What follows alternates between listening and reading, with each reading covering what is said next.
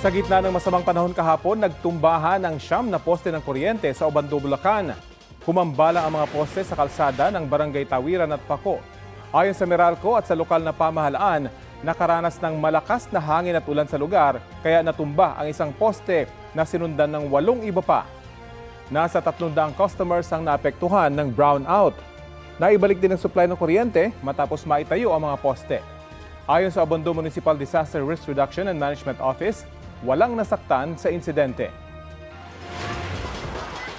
Sa Tacorong, Sultan Kudarat, nawasak ang ilang bahay kasunod ng hagupit ng malakas na hangin at ulan sa Barangay Calean.